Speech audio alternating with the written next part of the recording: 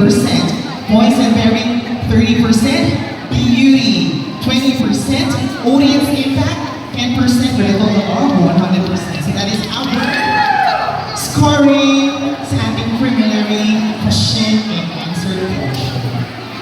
And this will attest to you guys or to you girls kung sino ang makakapasok sa ating top 5. So let's begin with DJ, siguro palakas na lang ng mic. Both nung isa pang mic at nung isa mic. Ayan, Yaya, thank you so much. Pakilakasan na lang as much as possible. Madlang people, nag-agreement tayo. Alam mo naman yun. Thank you. Ryan. Ryan. So in my hand right now,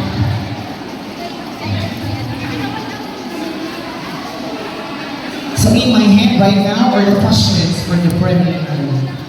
Let's have Miss Bahamas.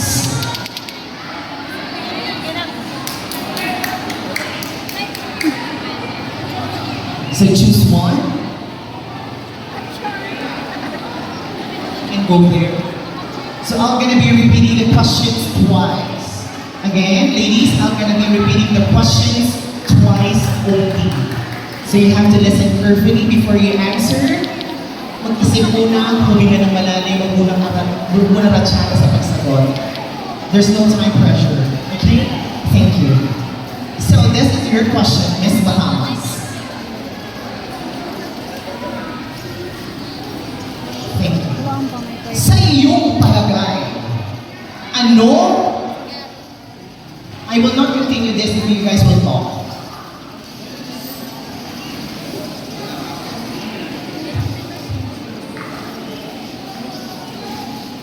Sa iyong palagay, Miss Bahamas, ano ang mahalagang ambag ng LGBTQI+ community sa panahon ngayon? Good evening, everyone.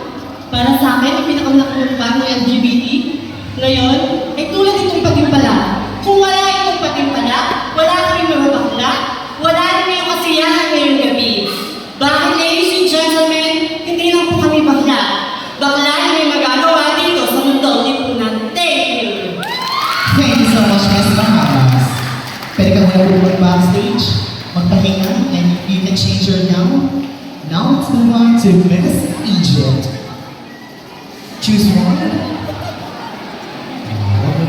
So how are you tonight? Are you enjoying? Alright, so can you proceed to the mic?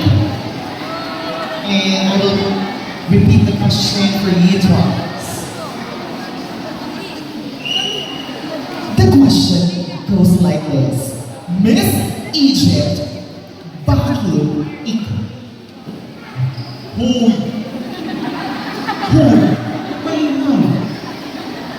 Miss Egypt, bakit ikaw ang karapat-dapat manalo ng Gandang Barbie 2023? Maraming salamat. Dapat po ako manalo ng Barbie 2023 dahil gusto ko rin po buhayin ang samahan ng LGBTQ na nabuo noon na hindi na natuloy ngayon. Yun lamang po, maraming salamat. Thank you so much, Miss Egypt. Can you proceed backstage to refresh and change your outfit or your gown? Now let's move on to Miss Philippines. Pag binanggit ni Miss Philippines, ang ganda ng salita. Oh, just go. So, how are you, Rafael? Should I say? Rachel. How are you, Rachel Smith? Mag-fry ka lang? Fine. So, my question is, do you have a boyfriend right now?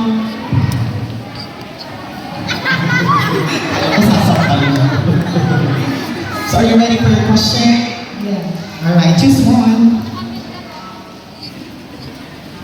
Can you proceed to the mic now?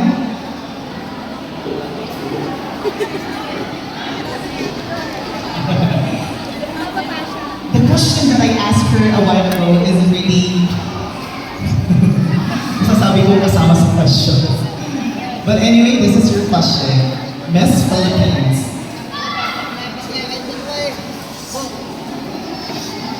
Nakasakay kayo sa isang bangka Kasama mo ang tatay mo at ang boyfriend mo.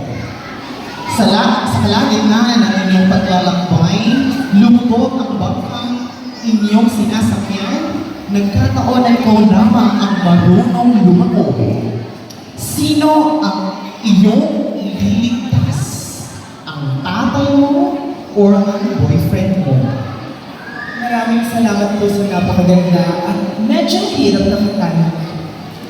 Ako daw po ay papipiliin kung sino ang aking ililigtas, ang tatay ko o ang boyfriend ko.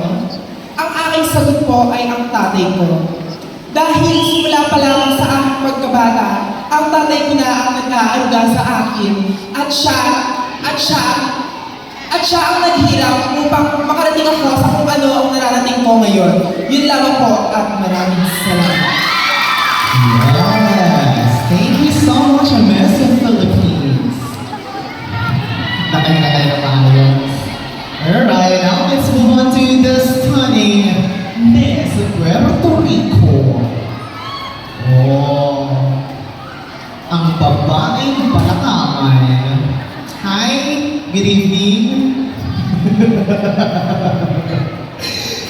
Sanay natin siya mag-Miss A, so are you feeling nervous tonight? No. No pressure at all. No pressure at all. So are you ready? Just one. There you go. Proceed to the mic now, and I'll be repeating the question twice. Miss Puerto Rico, this is your question. Kung mamamatay ka at bibigyan ka ng pagkakataong mabuhay muli, ano na ang pipiliin mong kasarian at bakit? Again, kung mamamatay ka at bibigyan ka ng pagkakataong mabuhay muli, ano ang pipiliin mong kasarian at bakit? Thank you for that wonderful question. Kung ako po ay mamamatay at papipiliin ng aking gender, ito po ay pagiging lalaki. Sapagkat kung ako ay mamamatay, mag-aanak muna ako bago ako mamatay. Para ako ay mayroong kamanahan ng aking mga kamay. Yun lamang po at maraming salamat. Mayaman naman pala si Miss Puerto Rico.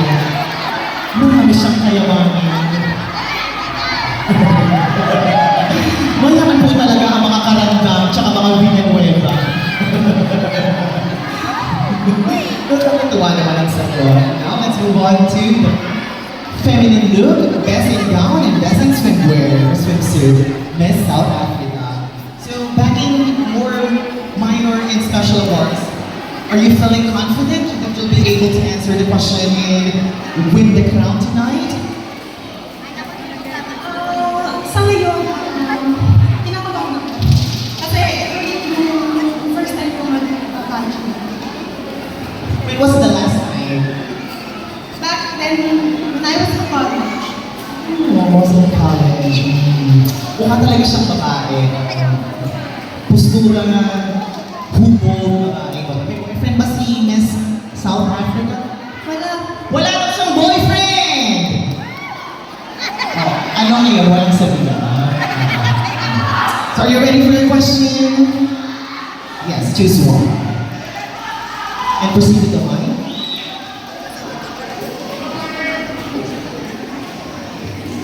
Okay.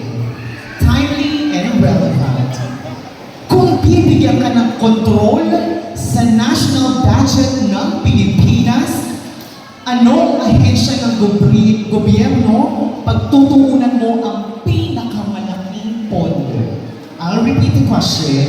Kung bibigyan ka ng kontrol sa national budget ng Pilipinas, anong ahensya ng gobyerno ang pagtutuunan mo ng pinakamalaking pondo at bakit?